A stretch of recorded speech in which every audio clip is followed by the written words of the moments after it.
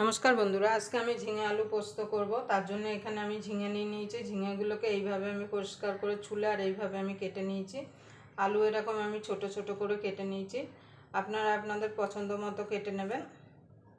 আমি কিভাবে এই ঝিঙে পোস্তটা বানাই তার জন্য আপনারা পুরো ভিডিওটা দেখবেন। আশা করি আপনাদের ভালো লাগবে। যদি ভিডিওটা দেখে আপনাদের ভালো লাগে তাহলে অবশ্যই একটা লাইক করবেন, শেয়ার করবেন, আর চ্যানেলটা অবশ্যই সাবস্ক্রাইবার করে নেবেন। আর পাশের বেল আইকনটি অবশ্যই বাজিয়ে দেবেন আমি যখন কোনো নিত্য নতুন রেসিপি আপলোড করব সবার আগে পাওয়ার জন্যে। তাহলে চলুন আমি এটা সাইডে রেখে প্রথমে পোস্তটা বেটে নেব। তার জন্য একটা মিক্সির জার নিয়ে নিয়েছি। এবার জারের মধ্যে দিয়ে দেবো পোস্ত।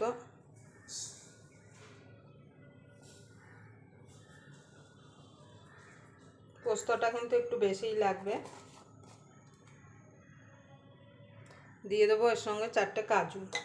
এটাকে আমি শুকনো ঘুরিয়ে নিয়ে আসবো। কাজু দিলে কি হয়, সুন্দর একটা খেতেও ভালো লাগবে আর পোস্তটা তাড়াতাড়ি পেস্ট হয়ে যাবে।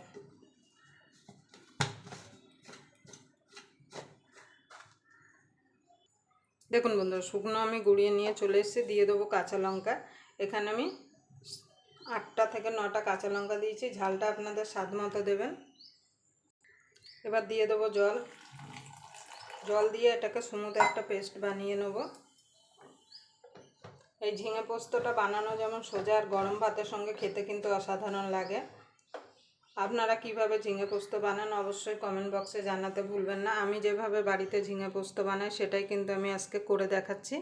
দেখুন বন্ধু, সুন্দর পেস্ট করে নিয়ে চলে এসেছে। এবার আমি রান্নায় চলে যাব। তার জন্য একটা কড়াই বসিয়ে দেবো। কড়াইটা গরম হওয়া পর্যন্ত অপেক্ষা করব। দেখুন বন্ধু, তেলটা হয়ে গেছে। দিয়ে দেবো একটা কাঁচা লঙ্কা, দিয়ে দেবো কালো জিরা। এবার ফোড়নটা ভাজা ভাজা হয়ে গেছে। দিয়ে দেবো আলুটা প্রথমে।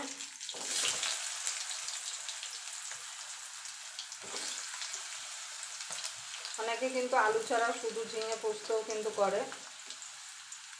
যেহেতু আমার ঝিঙেটা একটু কম আছে বলে আমি আলু দিচ্ছি।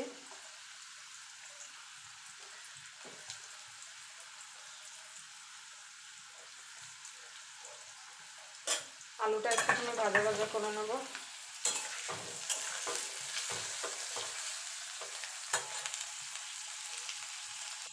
দেখুন বন্ধু, আলুটা ভাজা ভাজা হয়ে গেছে। এবার ঝিঙেটা দিয়ে দেবো। ঝিঙেটা আর আলুটা একসঙ্গে একটু নাড়াচাড়া করে নেব।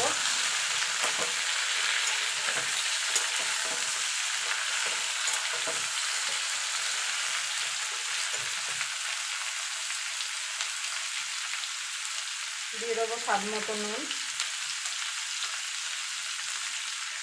এবার এটাকে আমি ঢাকা দিয়ে মিনিট 2 নাড়াচাড়া করে নেব। তাহলে কি হবে, ঝিঙেটা কিন্তু কমে যাবে।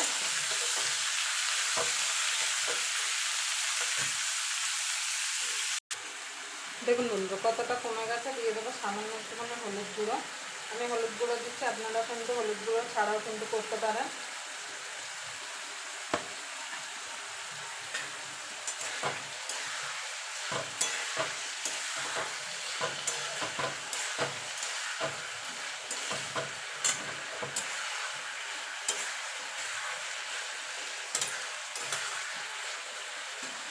এবার পোস্তটা দিয়ে দেবো।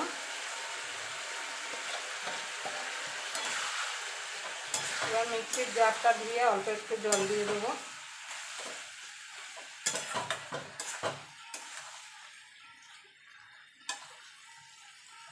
দেখুন বন্ধুরা, মিক্সির জারটা দিয়ে জলটা দিয়ে দেবো। এবার ঢাকা দিয়ে এটাকে মিনিট 2 রান্না করে নেব।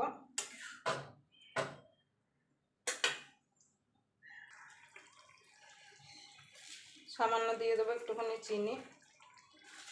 আপনারা চাইলে বেশি করে চিনি দিতে পারেন, কেন একটু ঝিঙে আলু পোস্ত কিন্তু একটু মিষ্টি মিষ্টি হয়, কিন্তু আমি খুব বেশি চিনি দেবো না। এবার এটাকে ঢাকা দিয়ে মিনিট খানিক রান্না করে নেব। তাহলেই কিন্তু আমাদের ঝিঙে আলু পোস্ত রেডি হয়ে যাবে।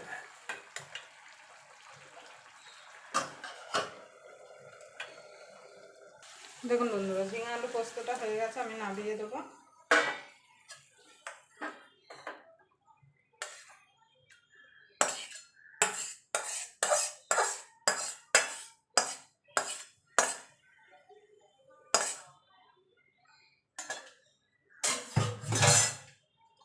উপর থেকে একটুখানি কাঁচা সর্ষের তেল দিয়ে দেবো।